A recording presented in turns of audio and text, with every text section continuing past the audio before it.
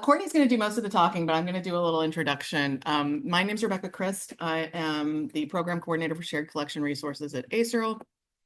And this is Courtney Taulbee, the head of Interlibrary Loan and Document Delivery at the University of Kentucky. And Courtney came and spent a year, the last year, with us as a visiting program officer for enhanced resource sharing.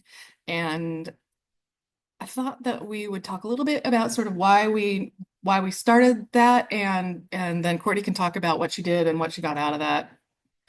If I can advance slides. There we go. So the Association of Southeastern Research, this is stock art from Microsoft, and I love that it had the S and the E like highlighted, so you get the nice little slide. The Association of Southeastern Research Libraries is a consortium of 39 R1 and R2 libraries in 12 states across the Southeastern US. We have a number of programs. The deans get together and discuss issues that they're dealing with. We're heavily into professional development. We do peer groups for a number of areas of the library. And of course, we do a lot of resource sharing. We have a handful of resource sharing options. We have a base agreement that everybody's a part of that just says we're going to treat each other nicely. Hello, join the pretty people. We've decided this is the best people. The base level is that we agree to treat each other nicely, no fee, borrowing and lending, expedite the requests, and handle it as quickly as possible. We have a kudzu program that is 25 libraries who have agreed to expedited shipping as well as expedited turnaround and some stats collection and some other things. We have a partnership with the Washington Research Library Council for fee-free borrowing and lending from them, and then a rapid pod and a little courier contract. We cover 12 states, basically all the states west. Ramen. No, it's okay. We're an informal. This is a very informal group of that's my jam of the happy people.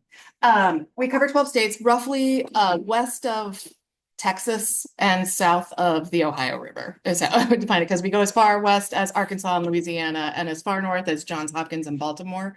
But basically we're kind of the traditional Southeast. They have, I have nothing. They collectively have about 150 million items in the collection. We also have one barbecue guide, which is on our website. We are in the process of updating it from the guide to Southern barbecue to to a guide to world barbecue of the South. So if you are in an ASERL host site and have recommendations, we'll be collecting those soon. And then we have a bunch of great people who actually make everything run and are very involved in a number of our committees and things. And I'm so glad to be working with this group of people. Oh, I thought I took this out. And there we are. A note about consortia real quick. Consortia exist for a group of libraries to reduce duplication of efforts, materials, and services, and save time, and to tackle problems that a single library can't handle alone. Can't address alone, not that they can't handle it. In theory, that's the ideal. In actuality, it's really complicated. First, decision-making is complicated because there's no one person in charge. We have to get buy-in from all of the members, or at least a significant portion of the members, in order to do anything. And second, we overlap with a bunch of other consortia. All the state consortia, like I said, the Washington Research Library Council, FLVC, 10Share, Viva, Pascal, plus ARL, CRL, all of these other consortia that people belong to. And we try not to compete or interfere with each other's work, but decisions we make affect those consortia and vice versa. So if the state of Georgia decides that they're going to move off of ALMA, that affects how we are able to knit together those resources for resource sharing. Multiple libraries mean multiple systems. I just want to say that I used PowerPoint's designer to do this slide, and this is the icon that it came up with for multiple libraries mean multiple systems, and it cracked me up so much I just left it. There are all of these places involved in, or all these pieces involved in operating libraries, and if somehow we even got everyone onto the same ILS, we might not have the same discovery system. So just trying to get all of that to work together is really complicated because, as you no doubt know, these systems don't always play nicely together. There are also complications that come just from being an organization instead of a library. We're not based in a library. I can't see the systems that the libraries use. I don't have access to Iliad. I don't have access to Alma. I can't get into the back end of WorldCat. I am operating entirely in sort of public systems and what members are willing to share with me. As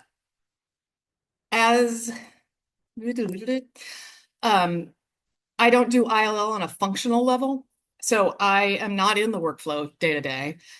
What seems to me to be a perfectly simple process is usually not simple at all. I'm just like, right, of course, you put in a request and it magically appears, and people are telling me for the last year and a half, it is not that easy. And lastly, my background's not in ILL. Our consortium is 3 people. I am not an ILL expert, neither are either of my colleagues. There we are. And we have more than 6,000 people in our libraries that we are working with to do all of the things that we do. So in addition to, for example, in addition to resource sharing, I am liaison for collection strategies, special collections, government documents, shared print, and something else that will come to me later. So trying to come up with really functional resource sharing systems, or even to take the time to look at our resource sharing systems and say, how can we do this better, is both time and expertise that I don't necessarily have. And that's one of the reasons that we launched a search for a visiting program officer. As we started looking at what we could do to foster ILL across the consortium, it became clear that we needed help, and we needed it from somebody who knew ILL. We announced an intent to hire. Hire, loosely said, Courtney does not actually receive compensation from us. The library deans made some recommendations, and then we asked Courtney to join us for 8 hours a week to help us look deeper into resource sharing. We really just thought Courtney had the right combination of skills and drive to push us forward. But I'll be honest, our directive to her was quite vague and probably a difficult place to start from, because we wanted to be able to cater to the expertise of whoever we hired, but also we didn't really know what we needed or what we were looking for. And so it was just kind of like, one of the first things we did was beef up some information about the systems in use across the consortium. Each library is different. And originally I just wanted to see if we could form peer groups, like peer support groups for libraries using the same systems. But of course we find out that each library uses a bunch of different systems. Even if all the libraries were on Alma, and they're not all the libraries who use Alma use Primo, not all of them use Iliad. And you can see here kind of a map of the ILS, ILL, and discovery systems used across our consortium. And there are a bunch of them. And all of the schools are in here, and then it's connections to their ILL, ILS, and discovery systems. And you can see there's a couple standouts. We have a big pool of Iliad users, we have a big pool of Alma users, but we also have a lot of tentacles that come over here to just one school. And trying to figure out how to make that all work together is well beyond me. So I was like, hey, Courtney, here's some information. Let's see what we can do with it. This diversity creates a lot of friction in the system, so that really helped shape the directions that we asked Courtney to pursue. And now I'm going to hand it over to her and let her talk about how she did it. You can just...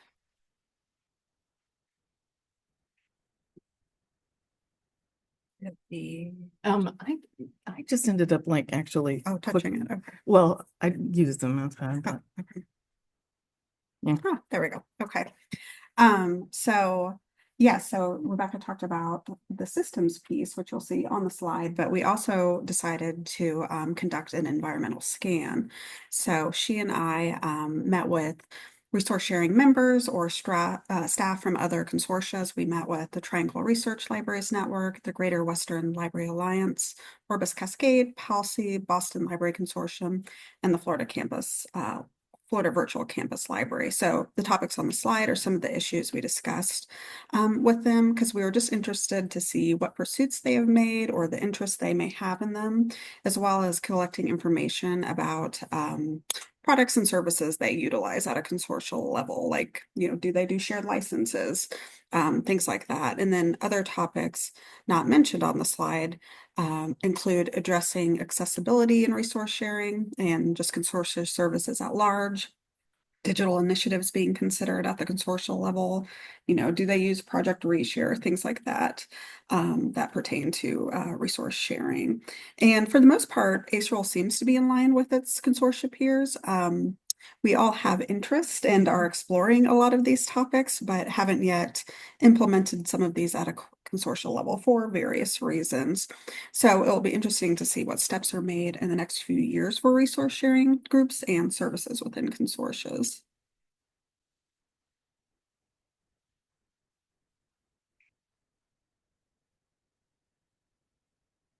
Share the screen. Ah, there we go. Okay. So when I started, which was about this time last year, September, it's October now, the resource sharing group was already in place. The call had gone out that summer. So you'll see all the members who have volunteered. We have two of them in the room, so please feel free to jump in with your own thoughts or to correct anything I may say, if it's wrong. But from that, we began to work focusing on what as a consortia we would like to see. And I put them on both sides because out of this conversations that we had, I'll get into it a little later, an interoperability group was formed. And so I just wanted to give those members the credit from the beginning as well. And Robin was on both. She ended up chairing the interoperability group. So she was heavily involved this year, and I'm really glad she was. So thanks to both those groups.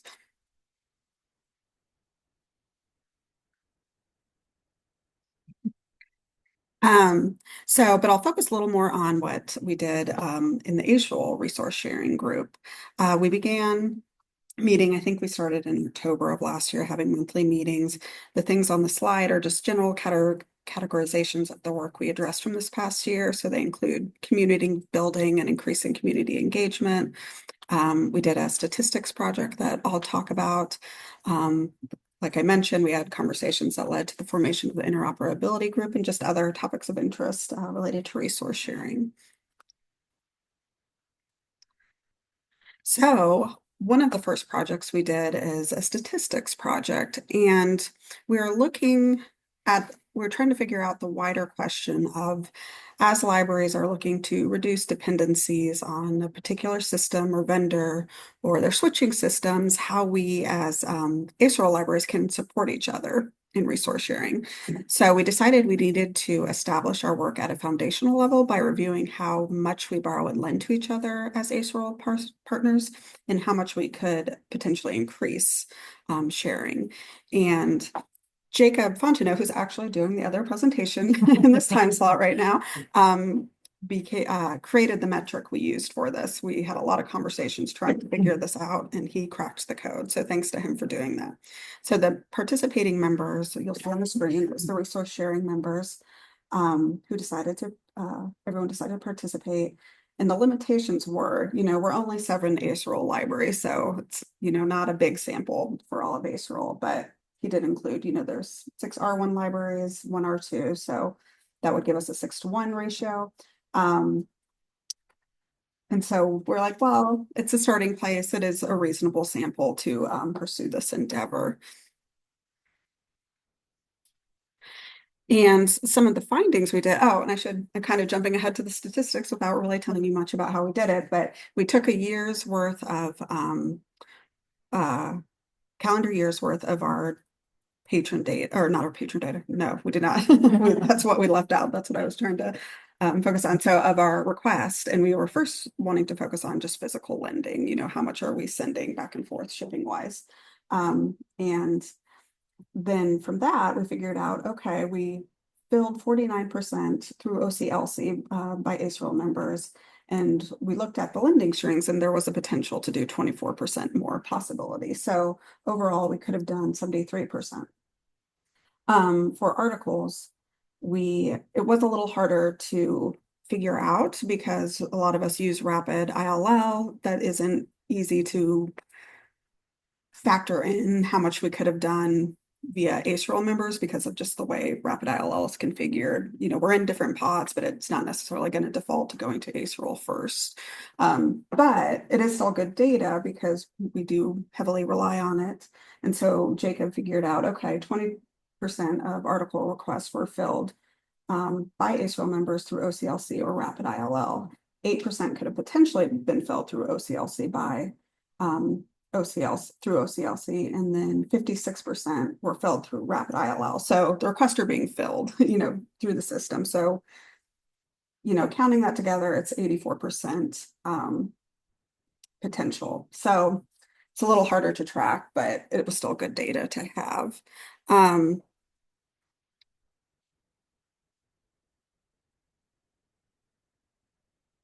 Okay, making sure I'm not missing anything.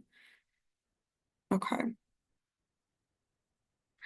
So yes, another thing as a group we wanted to do is we wanted to increase community engagement. Before that, I think we met usually twice a year or so through a community call through ASERL. And so we wanted to increase these to build community engagement. So we started that.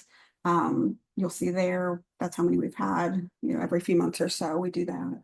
And then we also have a monthly question that Robin generally sends out to increase engagement. Our ILL listserv has always been a little on the quiet side. It's usually more ASERL announcements or things like that. So we really wanted to encourage people to join the list. And actually, Rebecca at the beginning of the year had kind of reviewed the list and made sure we had members from all of our libraries on it, or, you know, that if they hadn't been updated, things like that. So hopefully we'll have more participation that way. And I will say both on the calls and the monthly questions, we did get a lot of participation, a lot of attendance. So that's been great to see. So, you know, that was what we did. That was our September question. Feel free to go ahead, keep responding to it. We haven't sent out an October one yet. So you ask about that. We need to do that, don't we? Yeah. So yes, and of course we encourage all the members to do it. It doesn't need to be coming from one of the working groups. Anybody is encouraged to ask questions and get conversations going. And in some of our community calls, we asked our members to lead calls. It didn't need to, again, just be the working group. So Rena Red actually did one from Clemson. She did a presentation and led a conversation on tips and tricks we have and utilize within our workflow and services. She created this really nice Jamboard for us to use in participation in that meeting. James Harper from Wake Forest led a community conversation on practices and resources for training student workers, and Robin also on that call, I believe, shared about supervision being used in her department. So yes, please, if you aren't the ILL practitioner, you have other people in your department, please feel free to join the list and participate in these calls.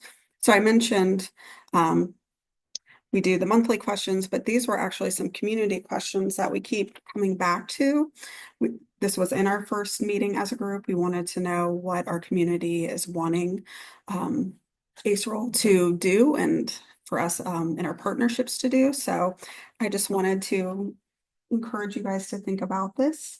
Again, send us information through the list or contact us because this is information that's important for us going forward. Okay. And then, as I mentioned previously, the interoperability group was formed based on feedback we received from the members in these calls. The volunteers met and focused on specific areas of interoperability where we could participate more than just advocating our needs to the vendors. We wanted to see what, as a group, we could do. Alma to Alma was discussed, and UK libraries and Vanderbilt are actually in the process of setting that up. So if we find it positive and would recommend that we might ask for other people to participate as well and just kind of expand that network. We also discussed, you know, things like Project Reshare and ISO, just to see what interoperabilities impact resource sharing. So as I mentioned, Robin agreed to be the chair. So special thanks to her for doing that. Another project that we're working on is actually, I should take a step back. Does everybody know what Alma to Alma, what that kind of means? That project, okay. I'll kind of touch on it a little bit. So that would be where if I'm in the UK libraries, we can see Vanderbilt's catalog within our own catalog. So then I could then place a hold request on a Vanderbilt item, and then we could have it mailed. So that part will kind of imitate ILL. It's just, it doesn't have to, they don't have to formally leave their catalog, place an ILL request, do all that. So, or I could have the option if, I want to put a hold on a book here and come to Vanderbilt and pick it up. Like if I, for this conference, perhaps I could have done that. So that's kind of what it means. So it's just hopefully streamlining discoverability for our users and access to materials. So when we were configuring, looking into that, we needed to know MOUs and do our privacy policies, align, things like that to make this endeavor work. So that's what Robin and I have been working on in our pilot project. Another topic of interest has been about implementing the ISO standard. About ILL transactions at a consortial level. The ISO standard has a purpose of sending ILL requests between systems in a more automated, updated way from previous versions.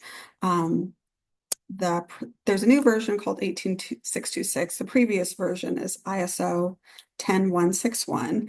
And that one was based on pre-internet technology. So the newer version was last officially updated in 2021, and there are actually newer versions still in progress.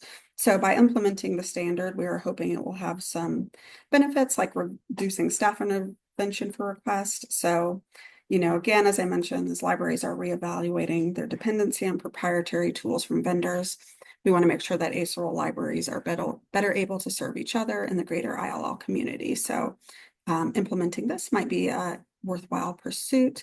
We met with Brandeis librarians who already have this set up. We talked to Alan Jones, who is on the advisory board for the ISO 18626 group, to come speak to us about it, its history, pros and cons, and future plans for it. So I think I can probably speak for all of us. It wasn't the perfect solution we were wanting it to be, but it does seem like it's a good starting point and foundational for other interoperability work that we might want to pursue down the road. So the current group members have agreed to remain on the committee for this coming year and to participate in the pilot project around implementing this. So we'll test it with each other, document it, analyze our findings and procedures, and then share our feedback. And if we find it worthwhile, we'll formally recommend other ASERL libraries implement the ISO, and we'll share how we did it. And then lastly, Rebecca, throughout this year, was contacting representatives from products born out of the library community to arrange demonstrations and provide more information about them. So we met with Project Reshare, representatives from IDS Projects Crosslink to learn more about the products and how they do or might tie into our work. And they both provided helpful information about their current and future work. So, the group is interested in continuing to follow the timeline and propose changes that are being made, as both have interesting things on the horizon. I don't know if you guys have checked them out in your work. There's a lot of interesting things there. So, for instance, recently I was looking at the Reshare website and saw its announcements about the new digital lending tools, that might impact things like controlled digital lending and other areas of interest and resource sharing. And then Crosslink also has some exciting things pertaining to interoperability between different systems that are worth considering. So overall, we have been discussing these platforms, and, we still want to hear from others as well. And Rebecca, feel free to jump in if you have anything to say. This beauty was created by Rebecca to kind of parse out the different factors and services within ASERL. I actually did go in last night and fix it so that Virginia Tech and William and Mary are getting cut off on the end, but this was made before that. So I must have saved it before Yeah. before that happened. So yeah, so it's really interesting to see, which ASERL members are participating in what. The ASERL at the top is kind of the baseline level, on down to the FedEx group, which there's just a few of us who use that. But we've also been looking internally at our organizational setups, and as changes have been made over the years, we notice there aren't a lot of differences now between like the kudzu expectations and those from our general ASERL resource sharing. agreement. So I've been discussing, that status. Should we continue to operate as we currently do? Should we look into sunsetting the kudzu group and tweaking the ASERL terms?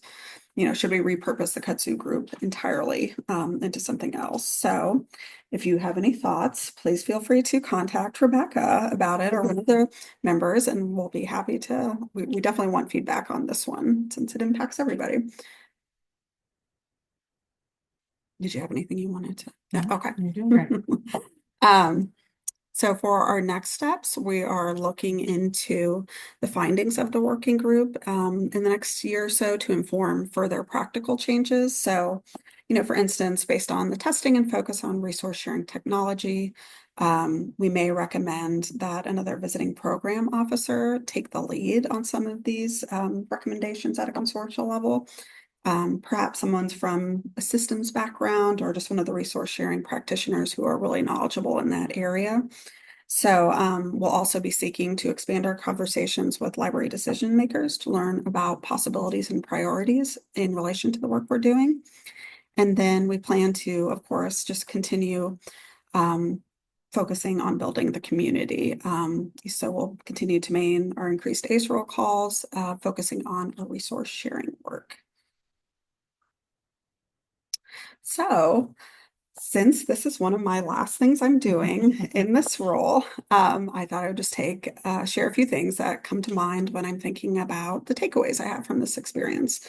So, because I will admit I was a little hesitant taking this on, because it was very broad and there's a lot of possibilities to pursue, but then you need everybody's buy-in and it's just within a year. So, I was just like, I'll give it a shot. I don't know how this will go, but I will say the support from ASERL has been tremendous. Rebecca and I meet weekly. So I had a wonderful experience with that. Rebecca's multi-talented. She can do the thing, like this is an example of my PowerPoint work versus, all the slides at the beginning that were amazing, visually amazing are hers. So I'm glad to have worked with her on that for our presentations. She's a great writer and she was very good at pulling out the jargon and things like that to make it more digestible. Because I don't understand it. So I was like, yes, that is, especially when you're presenting beyond like to the dean's meetings or things like that, that I needed to be doing, not just talking to resource sharing peers. So that was great. John was great too. He kept us on track and just has been great in seeing how he could help us throughout the process. So I felt very supported in this role. And so that was great. And another bonus has been just increasing my own knowledge. So, I would have agreed about interoperability being an issue for resource sharing, but I wouldn't be able to tell you the details about that. I'm not too system savvy or tech savvy. So, for example, I hadn't looked into the differences in systems across ASERL really, or how even interoperability affects like Iliad, to detailed degree when I'm a user of that. So, so another example is for the ISO pilot project, Erica from Clemson, who's a member, had shared some helpful information about it, but it was a difference of at UK we're self-hosted and there's just differences when you're hosted, just that kind of level of detail. So I certainly wasn't thinking about those sorts of specifics, and now I know way more about it than I ever would have imagined. Yeah. And of course, the collaboration has been the plus of the experience. While resource sharing in nature is a prime example for library collaboration, I was limited to my local experience working in it. So it's been wonderful to work more with my ASERL colleagues and learning about their setups and workflows and knowledge, and just working together to improve resource sharing for ASERL libraries. So I would recommend doing this, having this experience if anybody is interested, and I'm certainly happy to talk more in depth about, how it impacts your regular job, things like that, if anybody is interested. So yeah, I don't know how we're doing on time, but if anybody has questions, we're happy to answer them or just wants to start conversations. Oh, Robin, please. What do you guys see as kind of the future of the role? What do you think? Like future thinking, what do you anticipate the group to be kind of focusing in on? Definitely interoperability is there, but what do you think the future and the direction of the future is gonna be. Well, I'll tell you this, when I started in early 2023, John was like, CDL, we want to figure out how to do control, all the deans want to do controlled digital lending, we got to figure out how to do controlled digital lending. Within 6 months, it was like, nobody wants to jump into that because the lawsuits are happening, and I think that, but we got to update the future thinking guide. That was the thing, was that we have a guide about CDL, and I was like, we got to update that. And I was like, there's no point in updating that because it'll be outdated as soon as we do it. Then it was the deans really want unmediated direct to patron borrowing. I'm like, yes, of course they do. That seems like a very reasonable thing to want. But he thought that there would just be some like, we would talk to 5 vendors, find the people that make that happen, and then be able to implement that somehow without $1 million, without going through all of these other things, that there was something out there that we would just find that would make all of this happen. And so a lot of the work has been managing expectations. I see that as a continuing function, is sort of letting the deans know, and it's not their job to know on a detailed level, like, why isn't this easy? Why, but letting them know what is possible and what that will take. And that's kind of how I tend to approach it, is to say, we can do this. If you want to get everybody onto one mega system and blah, blah, blah, we can do that. And it's going to cost $3.7 million. It's going to take 4 full-time staff people, and it's going to mean that you can't honor your commitments to this other thing. That's one thing. Yeah, because when it was originally written a few years ago, that was, I think, the purpose of this position, and then things change. So yeah, I think it'll be, like, are you meaning the future of a future VPO or just our general work? For Both, either way, Okay. whatever you can answer. Okay. Because I'm hoping, you know, as these working groups, you know, get further along with some of the things we started, like with the future visiting program officer, we will be able to kind of give more detailed recommendations of something. And for those of you who don't know, ASERL doesn't really have any oversight, which Rebecca covered. So we can recommend things, but it's still individual contracts at, you know, each library. So we can't say everybody jump on board this ILS or whatever.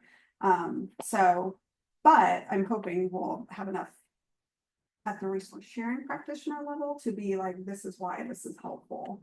And then the other resource sharing practitioners can communicate that to, you know, whoever they need to at their library, so we can be more on board. And I'm curious, because we had conversations too, as you guys know, like how much of it matters to increase our sharing amongst each other, you know, because we all have different consortia we're part of, things like that. So I'm curious how those other factors will then play a part within our own work.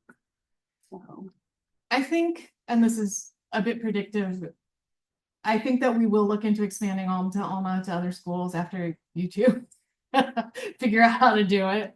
I think that we will keep following this ISO thing, because this ISO thing, that sounds dismissive in a way that I do not mean it to be, because some of the other projects like Reshare and Crosslink are also using that as a basis. And those are concrete things that I can write a proposal to a dean and say, this is the thing that we want to focus on for this long to get to this point.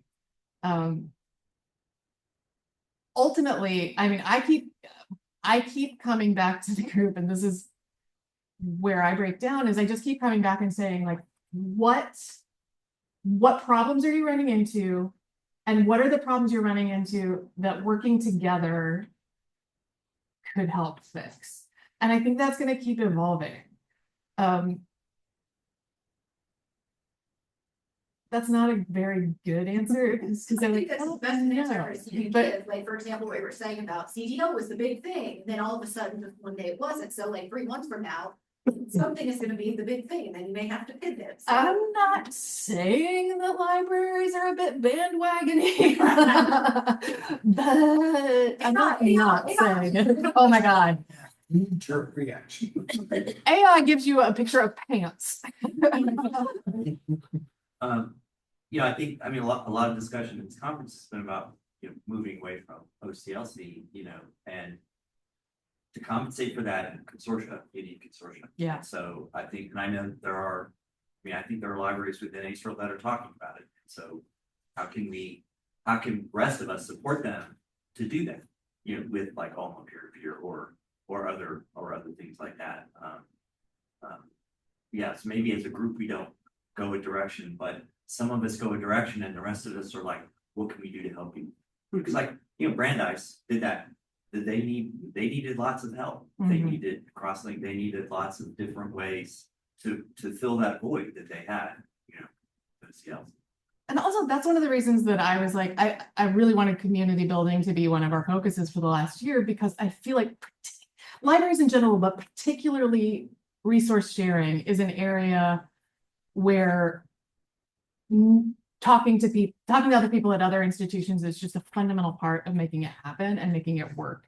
And when you are saying, you know, okay, we use this system because somebody in our governor's office put the RFP out and got this system and it doesn't work for this, you're using this system, have you figured out a way to make that work? That's my goal for the community building, is to build that network so that people are like, I have somebody that I know that I can say, I have a problem, and do you have this problem?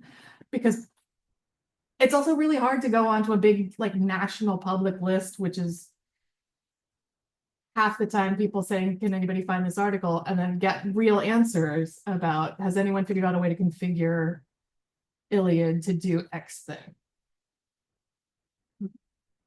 But, and, you know, what I find, you know, most libraries, like, they have 3 or 4 reference librarians, and they have, you know, there are several catalogers, okay? More often than not, you're the only one, you and your staff are the only one who does what you do at your library, right? And so that's where, yeah, that community is so important. Like, I can't go down the hall and talk to my colleague about my problems with Iliad, it's just me, right? And so I think that's a big part of it too. I'm interested more in just like the general concept of a visiting program officer, as you know, a consortium with one staff person. Like, is that a model, or are there other visiting program officers that ASERL has had for other work areas? And like, if you could speak, I don't know if that's like interesting, just maybe we can talk about it later, but No, what absolutely. does that landscape look like? We also currently have a visiting program officer for professional development. That person just started last month, so they haven't done a whole lot, but they're setting up, we do a ton of webinars and an ever increasing number of in-person events. And that person, I believe, is working on the webinars piece, I think they have like at least one a month for the next year planned out. They've got speakers lined up, they've got all of that. The way it works for us is, again, we sort of identify a need where we need support, put together a proposal and put it to our board, and then to all of our members saying we would like to bring in a visiting program officer. They have to support it in the first place. And then we usually target friendly deans that we think might be willing to give someone part of their time. And that's what they do, is they just donate part of the time. My boss, John, has been particularly aware of trying to ensure that the donating university is aware that they're going to need to reduce the local demands on the visiting program officer, that it's not just like, we want you to give us 8 hours on top of everything else you're doing, but that you're going to need to reduce what you're doing in order to be able to do what we're asking you to do. You have to have a dean that's supportive in order to get that. Well, that's going to be my question. You just decide that you're in your current job, you just didn't really have enough to do. No. Yeah, I wish I could. So, yeah, it is, but yeah, John was very, he's vocal about workplace balance, so he does communicate that well. But it is hard, right? Because there's ebbs and flows, resource sharing. So some of the things I cut out, like when I was talking to my boss about doing, it's like, I'm not gonna do any hiring committees this year, things like that. Kind of the external outside of, my job stuff. That I do, or outside of resource sharing, I should say, some of those responsibilities. So that's kind of how I cut out some of that. Your service obligations. Yeah. Right. I'll also say, because we're research universities, a lot of our schools have tenure requirements of some sort. And so finding the people who are like, I need a thing that I can say, like, I did this. This gives us a little more opportunity. Yeah, and that was an incentive in my case. So, yeah. So let me ask you, what would you guys like to see over the next, oh, sorry, Margaret. Can you say again exactly what it was that John said? You know, we love to have. Unmediated, I believe it was unmediated direct to patron borrowing that, Well, direct request, do we already? see, that's what I should have told him. Like, well, that's done, John. Yeah. But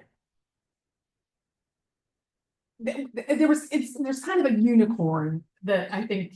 Yeah, well, but I mean, I'm not sure the prospects are that quite as bleak or as expensive as you were describing on that front. I mean, especially now that things like crosstalk are not just talked about, but Right. actually in the works. Yeah. But yeah, but it's that last mile thing about, you know, getting lenders to ship directly to another library agent. But I mean, I think within some consortia, it's Yeah. And it's also that fundamental thing of getting, one dean can make a decision for his or her library, their library. But to get a consortium that lends and borrows collectively, you need a lot of people, and they may be coming up with some resources that they don't already have. well, I mean, I'm just, but like so many things, it could be, you know, a library that's, you know, willing to try it, whatever, Right. and then it slowly, you know, I don't know, nobody's As gonna. I said, the unspoken piece here is that they also want it to be vendor independent. And that's the Well- piece where it's like, yes, of course, we would all love to not. Yeah, okay. But, To not be beholden to but we, you know, sales your clerk. you know, we use Alma, and, you know, we don't routinely ship to all our patrons all the time, but, you know, it has that feature Mhm. for if you've got a registered, you know, borrower. Turn it on, so I would guess it could be turned on for, you know, other things providers too. I mean, just to get. And I'm not volunteering or anything, but, you know, I think the pieces are, you know, the pieces are there, and with things like crosstalk and all, it's, you know, maybe we're closer, I think so too. you know, to Right. cobbling We're together. at 5 minutes, I just wanted to Okay. say that, but, oh, and willingness there, I think. too. Yeah. Yeah. And also, I mean, I'm thinking too, like, you know, distance education programs in a lot of places are growing. You know, I've always thought of the thing like, so I get something from Kentucky that I turn around and send to a distance patron who's living in Louisville, right? It's like, that didn't make sense, right? So, but the mechanisms have to be there to keep track of that, right? Because in the Right. library, you're taking responsibility for that item on your patron, and if you Right, never yeah. see it, right? But I think the desire is definitely there. Yeah, Yeah. and I think that's why, I don't see it working outside a consortial. Yeah, it has to be that we can trust, right? Yeah. But I can see it. For me, the other piece of the challenge is, it's not just getting libraries to devote the resources to it, but, I had this worked out in my head and now it's gonna come out way more gobbledygook. But, we have deans, every consortium of our debt has deans that are like, well, we're already a net lender, so I'm not actually looking to increase our lending. You know, like, and I'm not sure that that is necessarily a statistic that is useful in thinking about how we improve this, for everyone. And we do think a lot about how to keep that sort of balanced, so that we're not overly taxing things, but also making sure that the big libraries are supporting all of the other libraries that depend on them. And so instituting some of these things in a way that won't block anybody else's access, to not create an in-group club, another thing. Some other things to go back to Rob's occurred to me that we have talked about, policy alignment, we have some standardized like loan periods and things, but there's always work to do on harmonizing, holds and renewals and all of the things that go along with that, and getting some sort of group agreement on what some of those will make some of the things easier. I don't know, but I've forgotten it.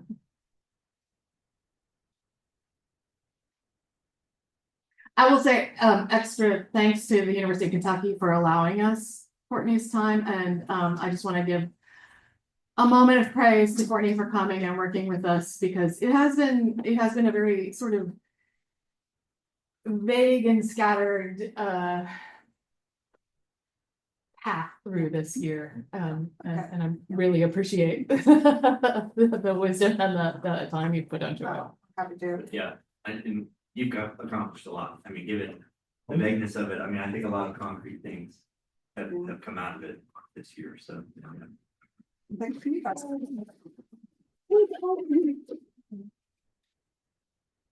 All right. I need to wake up.